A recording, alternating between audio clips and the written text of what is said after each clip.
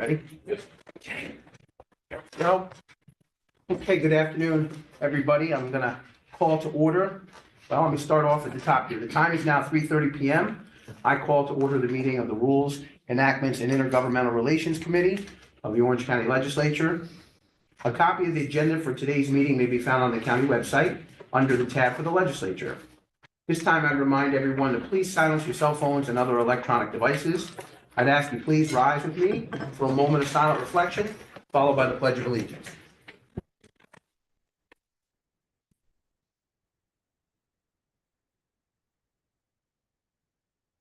I pledge allegiance to the flag of the United States of America and to the republic for which it stands, one nation, under God, indivisible, with liberty and justice for all.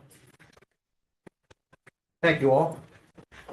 Doreen, would you please call the roll? Absolutely. Amo. Here. Kane. Here. Evian. Here. Hines. Here. Padu. Sierra. Sutherland. Here. Eskevic. 5 present, 3 absent. Thank you, Doreen. This time, we'll start with the agenda, and it will be as follows, 1, 2, and 3, and 4. So at this time, I see we have Orange County Attorney Rick Golden joining us here at the table. On behalf of the county executive, I'll be seeking a motion and a second for the following. This is number 1, a resolution requesting each state senator and assemblyperson representing Orange County residents to introduce and/or sponsor state legislation that will add Orange County towns and cities to the list of designated communities in the Hudson Valley that are eligible to establish community preservation funds. This is legislative request number 099. Take a motion and a second. Motion by Mr. Hines. Second, Mr. Cheney. Mr. Golden, the floor is yours, sir. Thank you. I'm appearing on behalf of Deputy County Executive Harry Poor. I tried to be, in drafting this resolution, I tried to be explanatory. So I don't know that I need to go into very much as I'm sitting here today to present it to you. But generally what it was is in 2007, the state legislature thought it was a good idea to protect the Hudson Valley's natural resources, to allow Westchester County and Putnam County to go ahead and help preserve open space by allowing every town and city within those two counties to raise taxes, real property tax, to generate a fund to go ahead and try to either purchase development rights or easements or do other things in order to protect historic and natural resources of the Hudson Valley. And in 2019, they added Ulster County to that mix. In Orange County, you had the town of Warwick, who went on their own and asked for permission to do so, and they were granted that. However, other municipalities in Orange County, I believe town of Chester and maybe Woodbury, requested the same, and they were denied by the state legislature. The state, as you know, very jealously guards its right to tax. And so local municipalities are not allowed to raise taxation on their own, even under the very broad municipal home rule powers that we all have. So you have to ask permission from the state in order to allow you to implicate that taxing power. And so what we're doing here is asking the state legislature to add Orange County to that other legislation that presently exists, allowing Putnam, Westchester, and Ulster to have every town and city within those counties to be able to protect open space by, among other things, being able to raise taxes in order to generate a fund to go ahead and protect those resources. Thank you, Mr. Gould. And just for clarity, this ask, if this resolution passes here and then on the floor, is if it follows through up in Albany, this will give the localities the option, not the county. That's correct. Okay. All right. That being said, I'll open it up to questions here on the floor. I got Mr. Cheney, so the floor is yours. Most of us are not strangers to this legislation. We've tried it once, if not twice before, unsuccessfully. We've asked the state to do this, and the times in the past, it's not been successful. I'm all for it. I was all for it the other times. Hopefully we'll be able to pull it off this time and be able to give the local municipalities the opportunity to enter this program. They have to go through a referendum to allow them to create this tax once it's been approved by the state to allow them to do it. And it's been a tremendous benefit to the town of Warwick. Yes, it has. It's unimaginable how different things might be now were it not for that tax. And I'm just, entirely on board with it. And let's hope, I know it'll succeed here in the legislature, but let's just hope it makes its way through the Albany maze. Thank you, Mr. Sheehan. Any other comments or questions here? None at the table. The floor is now yours, Madam Chair. Thank you very much. It is good to see this come back in this form. There are quite a few people in the town of Blooming Grove, because they were one of the ones that did try to do this as well as Chester and were denied. It did pass the assembly, however, it did fail in the Senate, my recollection of it was. So I hope that things are a little bit different when we go to the floor again with this particular. I mean, I think that we have pretty much overwhelming support here for this. And I would hope that the same thing as Mr. Cheney said will happen when it hits the floor. So thank you for bringing it forward. Thank you, County Executive. Thank you. Thank you, Madam Chair. That being said, I'll call the question. All in favor, aye. Aye. Opposed? Motion carries. Thank you all very much. We'll turn to agenda item number 2, and conveniently, Mr. Golden is here at the table. As well as my deputy county attorney, rather. Carol. I got That being said, I'll be asking for a motion and a second on the following. This is item number 2. This is a resolution approving the commencement of litigation and approving the acceptance of any resulting settlement funds against manufacturers of insulin and diabetes medications, pharmacy benefit managers, and others working together in concert illegally to dictate the availability and pricing of insulin and other diabetic medications. There is no cost to the county for this litigation. It is being handled by outside litigation counsel, the same as the opioid litigation. And attorney fees and costs are payable by defendants if we are successful. No attorney fees or costs to the county if we are not. This is legislative request number 098, and I seek a motion and a second on that. Second. Motion by Janet Sutherland. And a second by Mr. Elam. And that being said, Mr. Golden, the floor is yours. Okay, the county executive is very strong behind this initiative. There are a number of counties and states, cities nationwide that are starting to get in on this. And what it involves is that, as I'm sure you all know, diabetes is a significant malady, and that it causes a lot of health costs as a result. It's the 7th leading cause of death in the state of New York. And insulin is critical to the control of diabetes in many, many people, including many people in Orange County and many Orange County employees.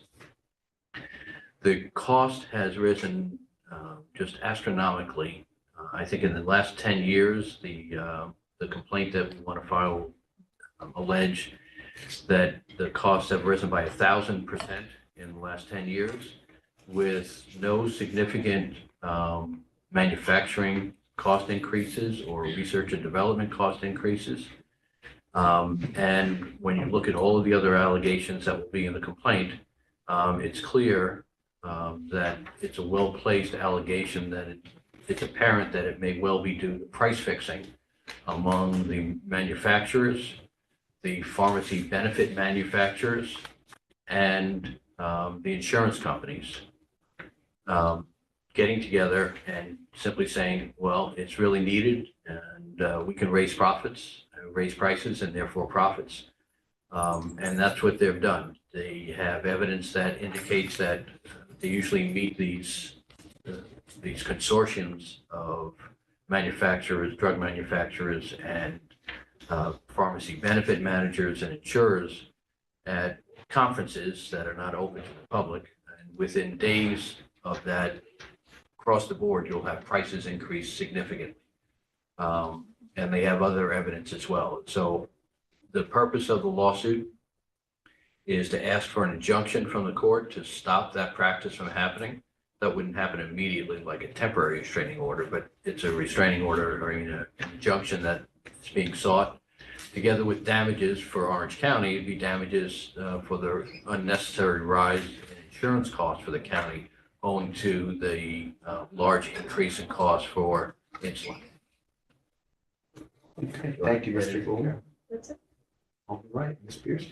I'll open it up for questions and comments here at the table.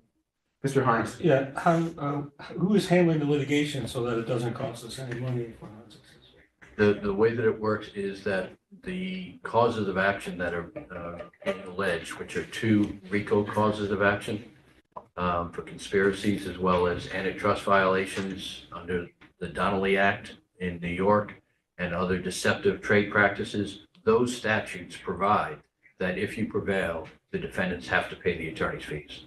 And so what the attorneys have said is that we're going to take this, represent you. If we don't win, we won't have to pay anything, but we'll get paid if we win from the defendants. And do we have to prove damages? In other words, our Yes. social service programs and our health insurance costs for our own employees? Is that Yes. part of the damages? That's part of the damages, yes. And the social services piece too? I have to check with respect to social services. I know as to our healthcare piece it is. But whatever out-of-pocket money that the county has, we'd be able to go ahead. That would be our damage. So whether, if we do have some with DSS, then yes, we would be entitled to recover that as well. Okay, thank you.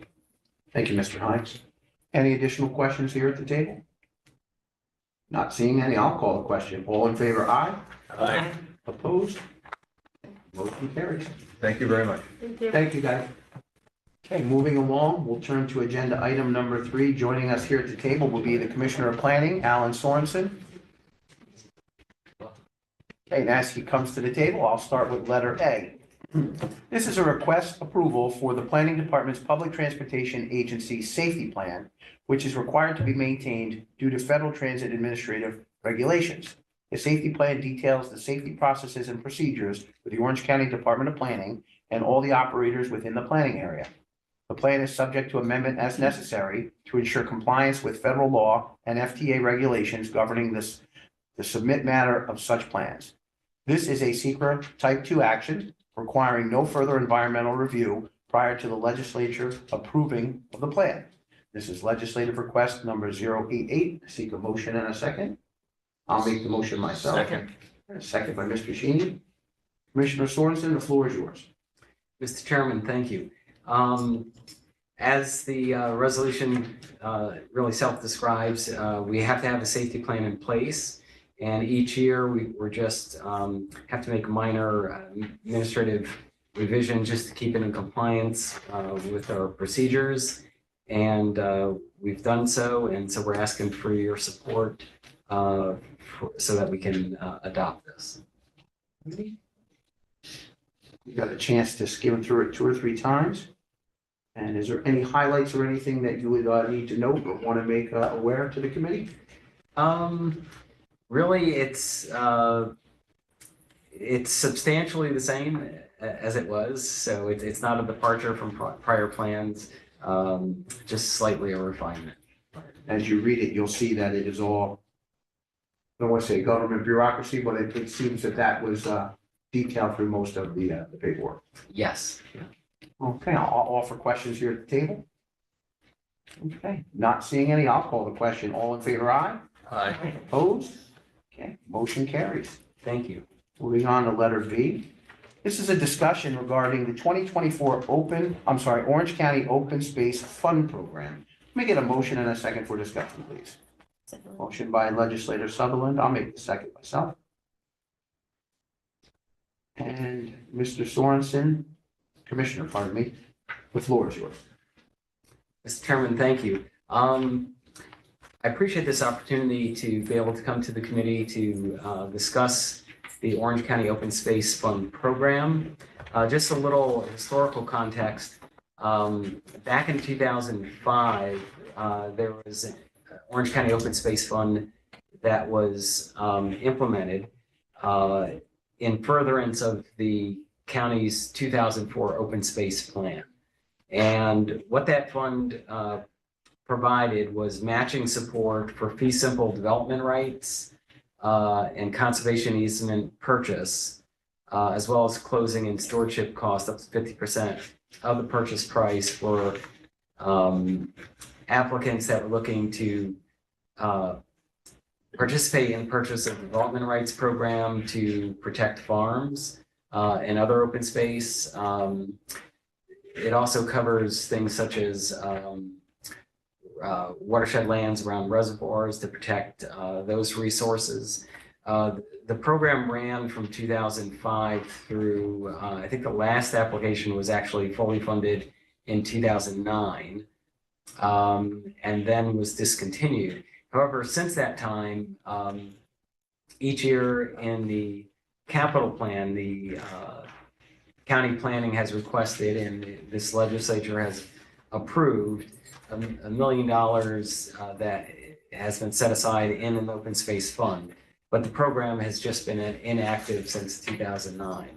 So now that we're currently working on an update of the 2004 open space plan, and that we're seeing a increased need to kind of jumpstart some of the farmland protection efforts throughout the county, we think it's a really good opportunity and to reinitiate this program so that we can make this funding available to help get more farms in the, it's called the FPIG program. It's the Farmland Protection Implementation Grant Program.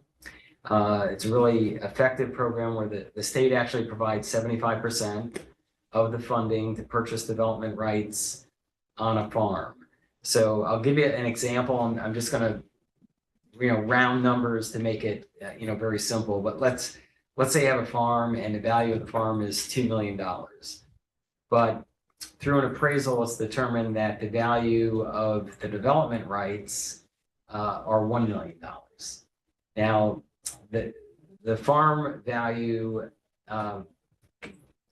and the purchase of the development rights, what that does is restricts future development on the farm. So rather, let's say it's a 100-acre farm and everything's perfect, and the farmer could sell to a developer and it could be a 100-lot subdivision. That has a certain value. So if by purchasing the development rights, the farmer is selling the right, foregoing the right to, in the future, sell the property to someone who's going to develop the 100 houses. There are covenants and restrictions that are put in place so that the property has to remain a farm. In the process, typically the farmer may carve out 1 or 2 parcels for a child or a relative to build a home in the future. But all of that's worked out through a very thorough process that's evaluated in partnership with Ag and Markets. Orange County Land Trust participates in a review of those applications. And so, as I mentioned, the state through the FPIG program will provide 75% of the match. What's missing is the 25%. So the County Open Space Fund program would help to provide that missing 25% match, which I think will increase the odds that the county will be able to get farms to participate in the PDR program moving forward. There have been a number of farms that were protected through the program in between 2005 and 2009. And it is an effective program. If the legislature is so inclined to reinitiate this program, I would ask to be able to come back to committee next month with the legislative request. And the way the application process works, there's a project evaluation criteria that's established. There are points that are assigned to that. There would be a committee that would be that would evaluate the each of the applications, and it will be composed of members of the county planning board, majority and minority leaders of the legislature, and of course, department personnel reviewing all those applications. And then once we select an application or two for funding, we would then come back before the legislature with the formal request to fund the specific project or two. So that would be the process. It's a very effective program from my experience. I think it gives the county an opportunity to leverage a significant amount of state funding for the protection of our farms. And as you know, when you're protecting even one farm, that farm has each farm is an economic multiplier. So that farmer is supporting feed stores, machinery, equipment distributors, other suppliers for materials on that farm. So that protecting the farm is not only protecting the open space, but it's also protecting the vitality of the agricultural industry in Orange County. Commissioner, thank you for that. Thank you for starting with the history and getting us up to today. I know there's going to be a couple of questions here at the table. And as this was brought to the table, this is for discussion. So what I'll do is I'll open it up for questions here at the table. I'll start with Legislator Cheney. I'll start out by saying I fully support it. It's a great opportunity for us to do some things countywide. You mentioned that we haven't used it for a number of years, yet we have been funding open space initiatives. Should we have been using this to fund those or to select the initiatives we've been funding in the past? I'm not sure. I think this was one of those dormant funds that's, just kind of rolled over every years. So unfortunately, the money hasn't been accumulating. I'd like to tell you there's $12 million there, but each year in the capital plan, $1 million has been set aside. I think I don't fully understand, why we haven't initiated the program previously, but in doing the open space update and seeing an increased interest in the PDR program, it dawned on me that this would be the most effective vehicle to help fill that gap in the funding. So would we then be using this to apply to the funds that we've set aside in the open space capital plan? Is that the intent? I mean, where are the funds going to come from? They would come from that $1 million that's in the capital budget capital plan. And relative to the program review committee that is mentioned here, how many members are there on the Orange County Planning Board? There are 9 members. There are 9 members. So the evaluation by that program review committee would be 11 people, including 2 from the legislature. Yes. And those members are appointed by? The planning board members are appointed by the county executive. Okay. Yeah. I guess what I maybe like to see is a better balance or a different structure to that relative to the involvement of the county legislature. Okay. In that activity. And then I had some comments that I'd like to bring up for discussion about the actual application Okay. procedures. I noticed that you said that there was going to be a 2-cycle process with some being as soon as this spring, June 14th. Yeah, it might have been a little ambitious. I was, yeah, so I mean, I was just curious, and you did say that you feel there's a good deal of interest out there that are gonna generate applications? I think so. Okay, and I think that what I looked at was, it's not an easy one-page application, name, social security number, whatever else. It's a pretty robust request for information on the part of these. You're gonna need Yeah. appraisals. Oh, right? yes. And so, yeah, I think you're probably a little too aggressive on the June 14th date. Yeah, it's, But I don't fault you for it. Okay. So, and the other thing that, and this is just a minor thing, it says application submittals must include 1 original and 15 additional copies. Can we go electronic? Yes, yep. Okay, Fewer trees. yep, And then in the program guidelines, you mentioned the Orange County Open Space Plan and the goals of the comprehensive plan.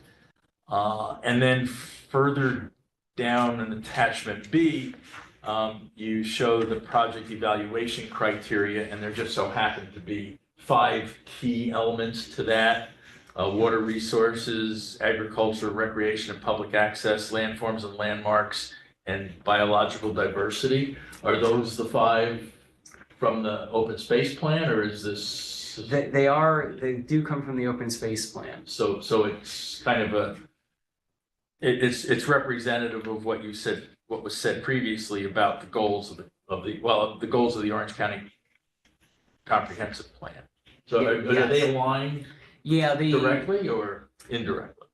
they are, the open space plan is part of the comprehensive plan, because if you recall the way we've been doing it, there's the overarching comprehensive plan, but then we have supplemental chapters.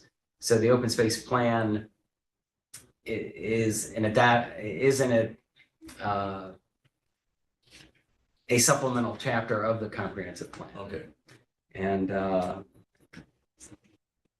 yeah, so it would be, this is where this criteria grows from, are these 5 sectors. All right. So, and then let's move right to attachment B. Some of the items are underlined. They weren't underlined in the previous edition from 2006, but they are underlined here. Is there any meaning to that, or? Yeah, the underlined, and this is a working draft, so I should have clarified that, but the sections that were underlined is language that I'm recommending be added to the language that was in the original program guidelines. So, if the landowner is participating in a water quality stewardship program, I think that's another factor that we should consider. Okay. That there's active agriculture. So yeah, that's. So those were intended, or those were additions that you made. Yeah. So Change from what was originally there. yeah, and I would ask for the legislature's support. When we're invited to come back to committee to actually adopt these as amended. But I'll just point out one thing, wellhead protection lands, we listed as 500 feet to 1,500 foot radius. Yet all the health department requires is 200 feet of control around a wellhead. So I don't know whether we want to change that to 200 feet to 1,500 feet. Okay. Or not, because there'd be a gap there, possibly. Not that you wouldn't go ahead and take it to 200 feet. Okay. And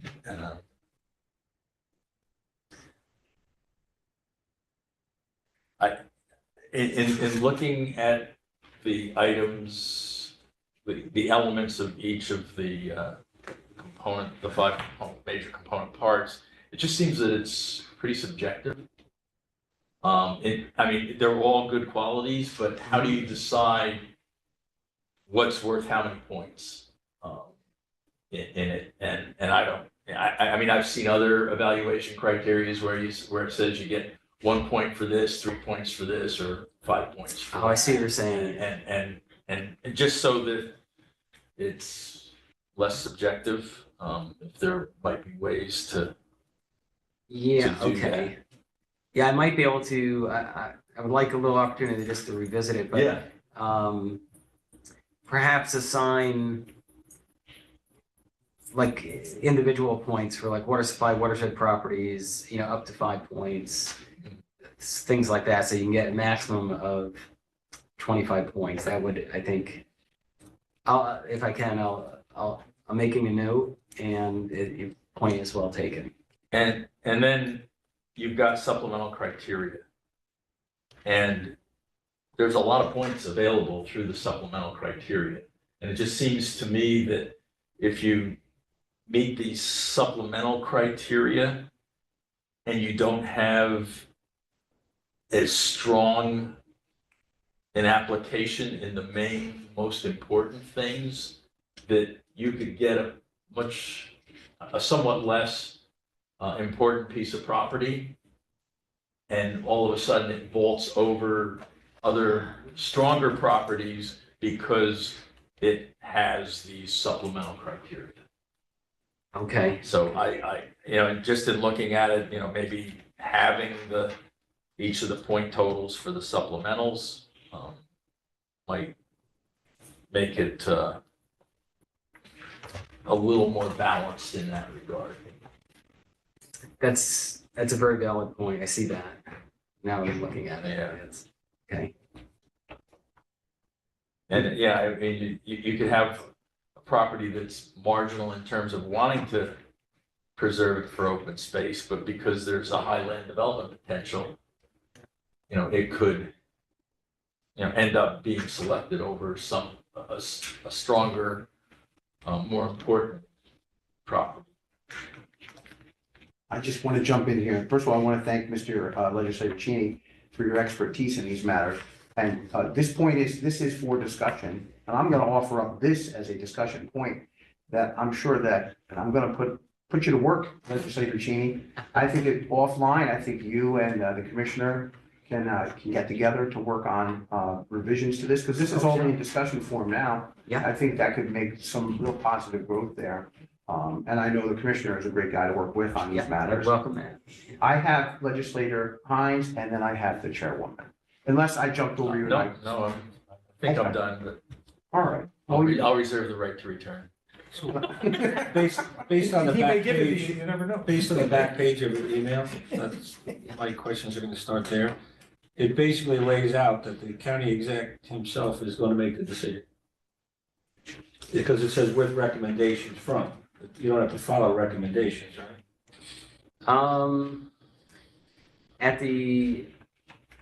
There would be a recommendation to select a project, but that project would not be funded without coming back to the legislature. Each individual project comes back to the legislature.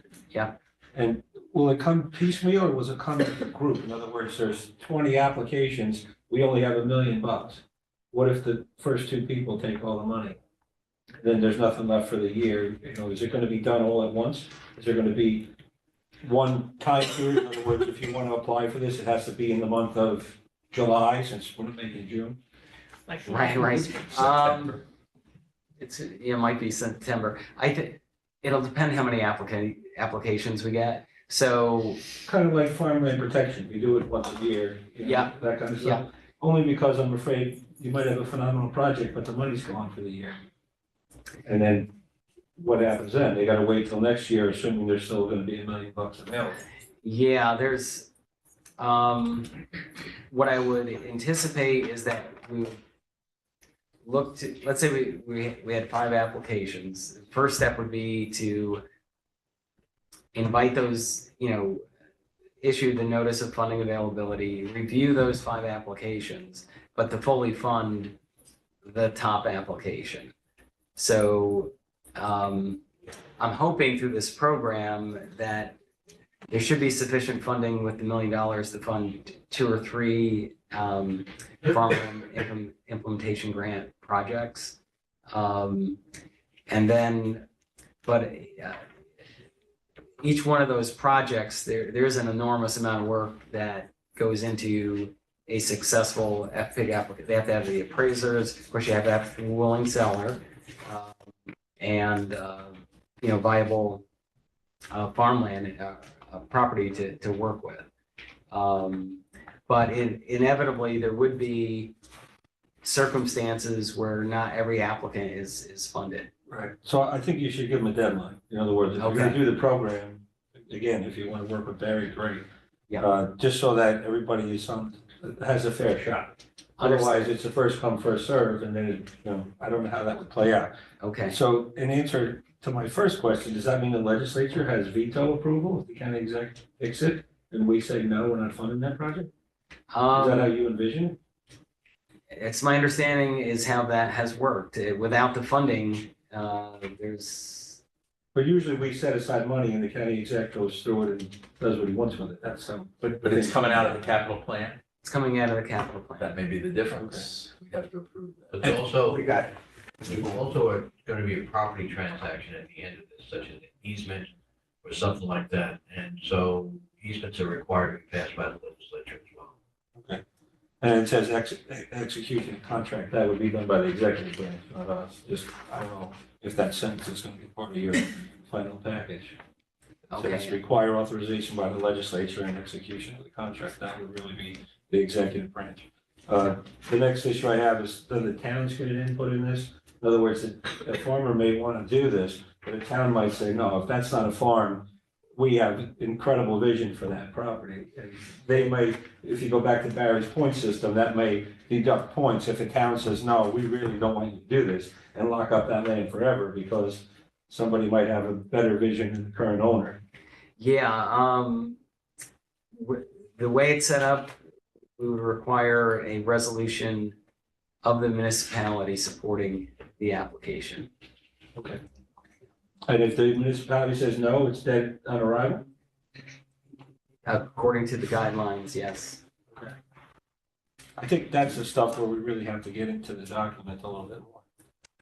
Since we're discussing it, is that what you're thinking, that would be the best thing to do, would be to have either yes or no from the municipality? No, I don't think it's the best thing to do, but it should be considered. Yeah. It shouldn't be an automatic veto, no. So maybe worked into the point I system. mean, we have gone against municipalities in the past when they have, I think with the farmland. Oh, yes. issues, Yeah. We've done what we wanted to, But I think it should be considered by everybody. Right. Because there's probably only 1 or 2 of us from each town, yet there's 21 of us voting on it. Yeah, because the way it is now, it does seem to indicate that without that, the application may not move forward, or does not Yes. move forward. Yeah, that's how was set up initially. But What- yeah, it could be brought into the point system too. I want to thank Mr. Hines, very good points there. Mr. Cheney, very good points. And Commissioner, this is why this discussion is going, and it'll continue on for you as well. I'll turn to our chairwoman. Thank you, Mr. Chairman. On a total other note, in looking at the program summaries back from, I guess it's 2009. Yeah. There was a column that indicated funding from the Water Authority.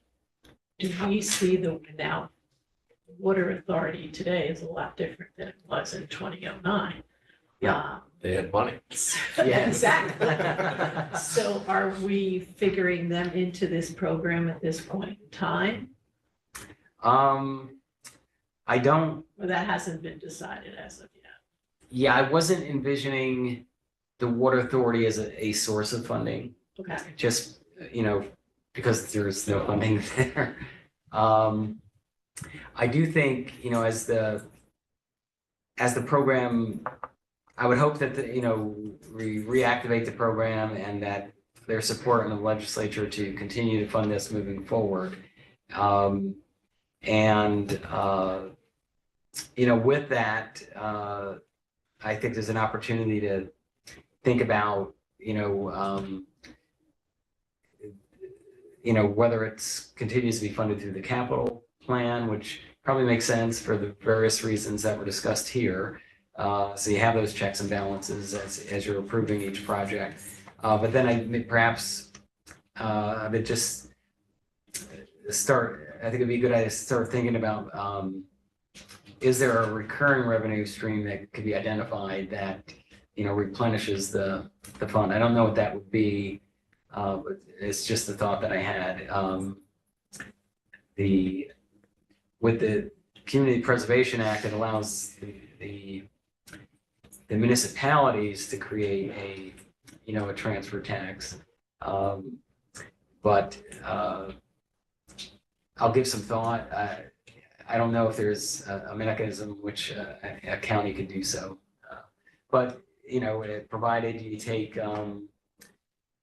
if you use the capital plan, it's a perfect way of financing it as well. So. Because there are some projects that were listed when you look at those summaries that had to do with well sites and things like that. Yeah, So it would be logical that the water authority at that point in time would be involved. But I don't know that that's involvement in today's world. It would make sense. And now that we're nearing, completing the first water quality improvement grant through the Water Authority, the department will look through the consolidated funding application process for other opportunities that apply for that funding. So unfortunately, that's also a 75-25 match. So even with that, it requires kind of the county's commitment of 25%, but you're getting $3 for every dollar invested, and both of those programs go a long way to protecting open space. So, Thank you. you're welcome. Thank you, Madam Chair. And Commissioner, I just want to thank you for bringing this here and opening up this discussion. And even if this meeting closes, which we're going to close shortly, this discussion will continue. And I would just encourage you to reach out to my fellow colleagues, reach out to the chair, and we'll be willing to work with you. I think that at the end of the day, that I think you'll find support for this in the legislature. And let's iron out some details. Let's work together. And let's continue to move this forward. I'll offer to the floor. I'll give Mr. Hines. I just want to say I'm in favor of it. I don't construe my comments as I'm not in favor of it. Those are just suggestions. That's all.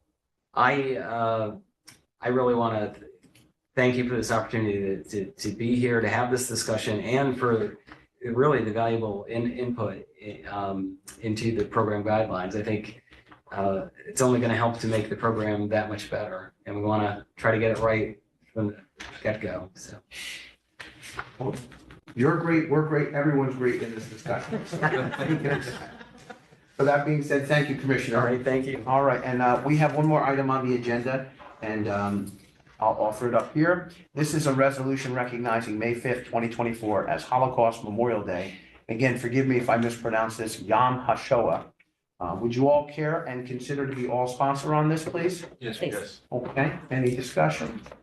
That being said, I will call the question. All in favor, aye. Opposed? Motion carries. The agenda is now completed. I ask for a motion to adjourn, please. So move. Thank you guys so much. Everyone be safe.